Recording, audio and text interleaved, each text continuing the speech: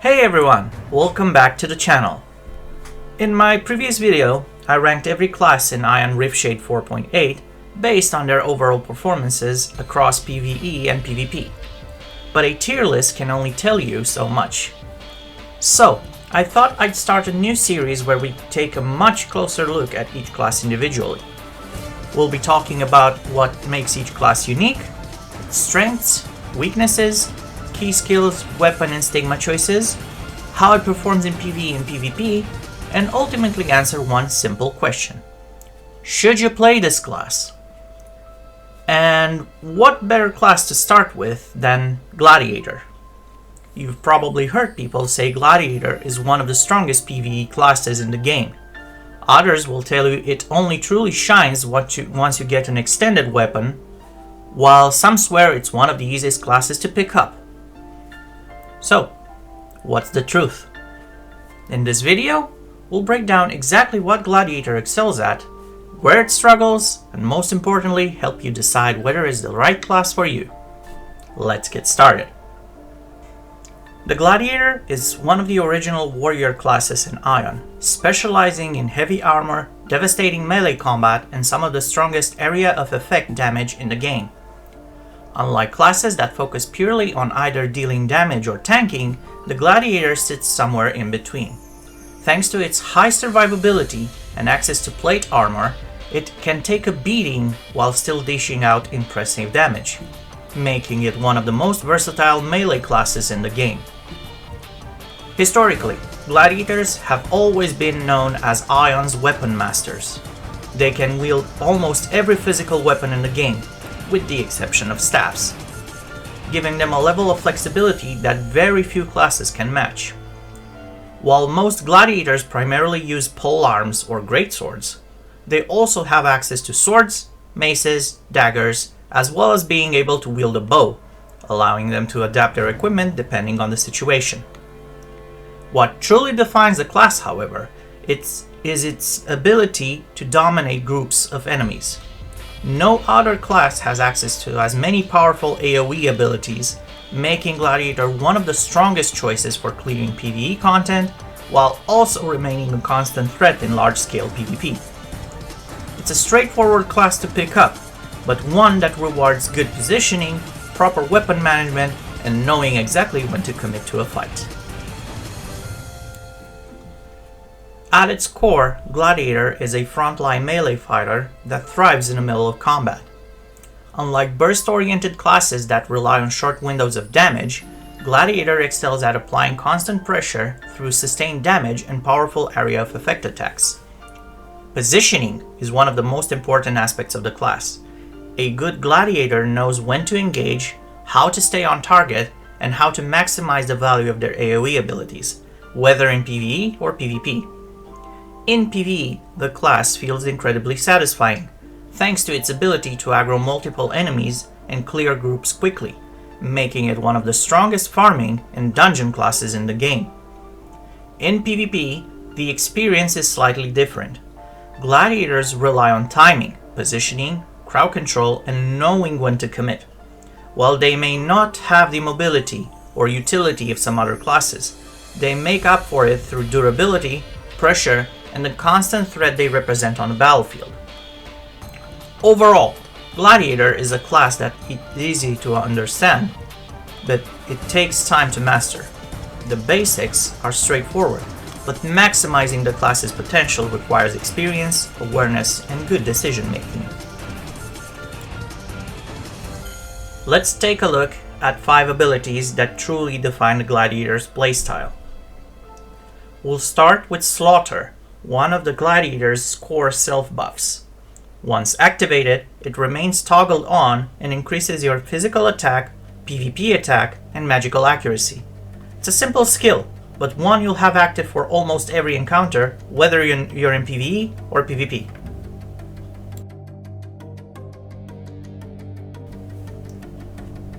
Absorbing Fury is one of the Gladiator's signature AoE abilities.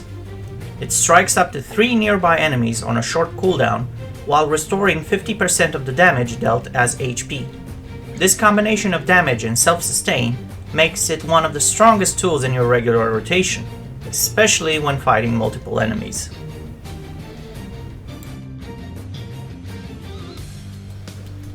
If there's one skill that showcases the Gladiator's AoE potential, it's Piercing Rupture. It delivers massive damage up to 18 targets, while also reducing their physical defense by 600.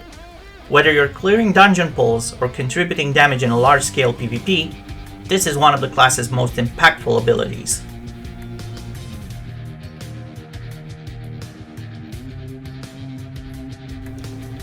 Berserking is the Gladiator's iconic offensive cooldown.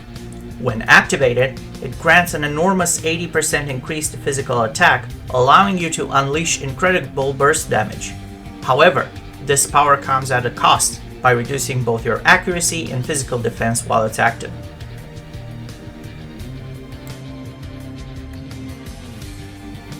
Finally, there is Second Wind, one of the reasons Gladiators can stay in the fight longer than most people expect. The skill instantly restores 35% of your maximum HP, increases your maximum HP by 35%, and grants 500 strike fortitude. Whether you're surviving a dangerous dungeon mechanic or turning the tide of a PvP fight, Second Wind can often be the difference between victory and defeat. One of the things that makes Gladiator unique is the variety of weapons it has access to. Depending on the content you're doing and your personal preference, you'll find yourself switching between several different weapons. Let's take a look at each of them. We'll start with the polearm, which is arguably the Gladiator's signature weapon. Polearms are 4-hit weapons, meaning each auto attack has a chance to strike up to 4 times. They provide excellent sustained damage and pair extremely well with the Gladiator's AoE-focused toolkit. One thing many newer players don't realize is that all of the Gladiator's AoE skills receive an additional damage modifier when used with a polearm. That's one of the main reasons polearms have always been the preferred choice for AoE-focused gameplay, whether you're leveling, farming, or clearing dungeons. If you're just starting out with the Gladiator, this is the weapon I'd recommend investing in first. Next up is one-handed weapons, which is my preferred choice when focusing on single target damage when using them as dual wield. The advanced dual wield passive skill unlocks at level 20. Until then, you can use only one-handed weapon. As a Gladiator, you'll almost always want to use a dagger in your main hand, thanks to its naturally high critical strike value. From there, your offhand weapon depends on what you're trying to achieve. The most common combination is dagger and sword. This setup provides excellent sustained damage, and it's what I generally recommend for most situations. Another option is dagger and mace. While your physical damage remains very similar to dagger and sword, maces have a much higher magic boost stat, which also increases the damage dealt by damage godstones. If you're relying on a damage godstone, this setup has the potential for stronger proc damage. Personally, I prefer dagger and mace over dagger and sword. The extra damage you can get from your godstone procs is something I value more than the small differences between the two setups, and it's the combination I find myself using most often. Pro tip: if you're using dual wield, I highly recommend using 10% chance damage godstones. Since you'll be attacking much faster than with a two-handed weapon, you'll naturally trigger godstone effects more often, making them incredibly effective for this setup. Finally, there's also dual swords. This isn't something I normally recommend for general gameplay, but it does have its niche. Swords provide a higher parry value than daggers, making this setup useful if you're tanking and want to squeeze out a little bit more survivability by parrying attacks. No matter which combination you choose, it's important to remember that many of the Gladiator's strongest abilities still require a two-handed weapon. Learning when to swap between dual wield and two-handed weapons is one of the key skills that separates an average Gladiator from a great one. The Greatsword is another perfectly viable option for Gladiators.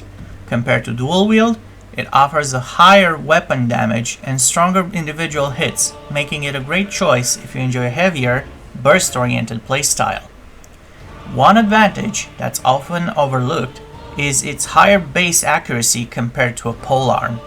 Because of that, greatswords work particularly well in accuracy-focused builds, where landing your attacks consistently is more important than squeezing every bit of AoE damage.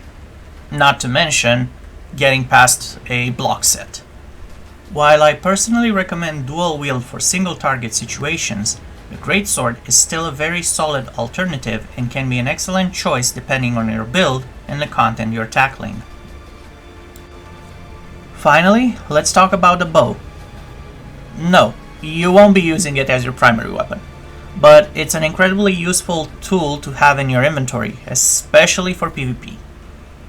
A bow allows you to pressure fleeing enemies and finish off low health targets that are just out of melee range. Not to mention, it has a chance to stun your target with each attack. It won't replace your melee weapons, but there are plenty of situations where you'll be glad you brought one along. If there is one thing I want you to take away from this section, is that weapon choice isn't about what's objectively best. It's about using the right tool for the right job. Gladiator rewards players who are willing to adapt, and that's one of the things that makes this class so enjoyable to play. Now let's talk about Stigma builds. Gladiator has access to 3 different Vision Stigmas, each designed for a different purpose. The first one is Unraveling Assault.